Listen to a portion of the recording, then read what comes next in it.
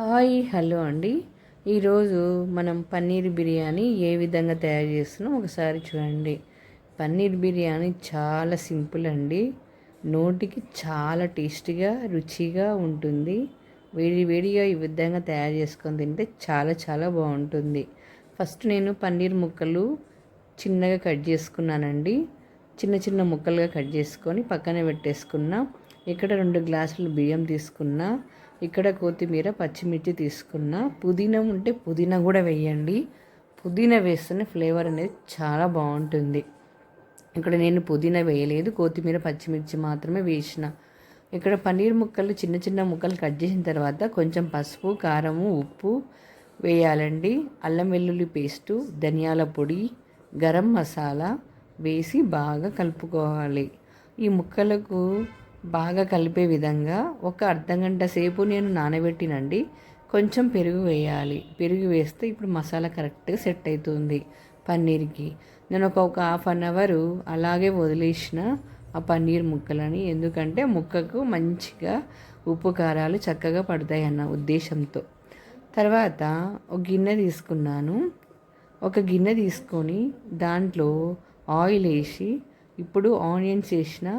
ఎందుకు నేను ఫస్ట్ లవంగాలు యాలకులు వేయానంటే ఆనియను ఇప్పుడు వేస్తే ఏమవుతుందంటే అది కాగిన తర్వాత ఆయిల్లో లవంగాలు యాలకులు వేస్తే అవి ఉబ్బవండి. అందుకోసమే నేను తర్వాత వేస్తాను. ఇక్కడ వేరే గిన్నె తీసుకున్న, వాటర్ వేసిన, అది సాజీరా, లవంగాలు, యాలకు, చెక్క, పువ్వు వేసిన, సాల్ట్ వేసిన. ఆ నీళ్ళు మరుగుతున్నప్పుడే కొంచెం తర్వాత ఆయిల్ వేస్తాను. అంతలోపు వేరే గిన్నెలో నేను ఆనియన్స్ చేసుకున్నాను. చెప్పాను కదా లవంగాలు ఫస్ట్ వేస్తే ఉబ్బుతాయని, అందుకోసం ఫస్ట్ నేను వేయను. ఈ ఆనియన్స్ వేసినాక లవంగాలు, యాలకులు, చెక్క, పువ్వు వేసిన. ఇవి కొంచెం మగ్గుతున్నప్పుడు, ఫ్రై అవుతున్నప్పుడు టమాటాలు, పచ్చిమిర్చి కూడా వేసేసిన. ఇది బాగా కలుపుకోవాలి.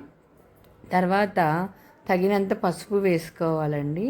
ఈ పసుపు కూడా ఫ్రై అవుతున్నప్పుడు మనం పచ్చిమిర్చి, కొత్తిమీర మిక్స్ చేసుకున్న పేస్ట్ ఉంది కదండి, ఆ పేస్ట్ కూడా యాడ్ చేసుకోవాలండి దీంట్లోకి. చాలా చాలా బాగుంటుందండి ఈ విధంగా తయారు చేసుకొని తింటే పన్నీర్ అనేది. టమాటాలు కొంచెం ఎక్కువ యాడ్ చేసినా పర్వాలేదు, చాలా బాగుంటుంది. ఈ పన్నీర్ బిర్యానీ టేస్ట్ రావాలంటే టమాటాని హైలైట్ అన్నమాట. ఇక్కడ నేను అల్లం వెల్లుల్లి పేస్ట్ వేసి బాగా కలుపుతున్నాను. ఈ పేస్ట్ ఫ్రై అయిన తర్వాత తర్వాత కొత్తిమీర అవి వేస్తాను. ఇక్కడ నేను బిర్యానీ మసాలా వేశాను. ఈ వాటర్ బాగా కాగిన తర్వాత రైస్ వేసిన తర్వాత ఇక్కడ కొత్తిమీర, పచ్చిమిర్చి పేస్టును వేసేసిన. ఇది బాగా కలపాలి. ఇది కొంచెం ఫ్రై అయ్యేంత వరకు కలిపితే అప్పుడు మనకి బిర్యానీ అనేది చాలా చాలా టేస్టీగా వస్తుంది అన్నమాట. ఇది ఫ్రై అయింది కదా ఈ మసాలా, అప్పుడు మనం పన్నీర్ ముక్కలను వేసేసుకోవాలి. ఈ పన్నీరు ముక్కలను ఎక్కువ కలపకూడదండి. ఎందుకంటే ఎక్కువ కలిపితే చీలిపోతాయి. ఎక్కువ కలపకుండా నీట్గా పన్నీరు కలుపుకోవాలి. లైట్గా ఇట్లా కలిపేసుకొని 1-2 సార్లు మాత్రమే కలుపుకోవాలి. ఎక్కువ అనేది దాన్ని కలపొద్దు. తర్వాత కారం సరిపోలేదని నేను కొంచెం కారం యాడ్ చేసుకున్నాను. ఇప్పుడు మనకు కరెక్ట్గా సెట్ అవుతుందండి. ఉప్పు కారం కరెక్ట్గా ఉందని చెక్ చేసుకుంటున్నాను.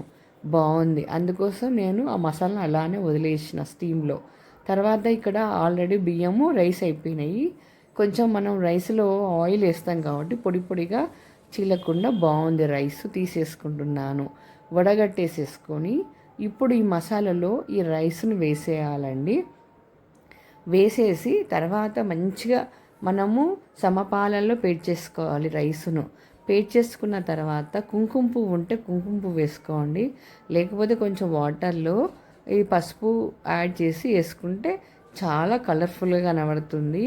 ఎందుకంటే పసుపు యాంటీబయాటిక్. పసుపు ఎంత మంచిగా తిన్నా మనకు మంచిది ఆరోగ్యానికి.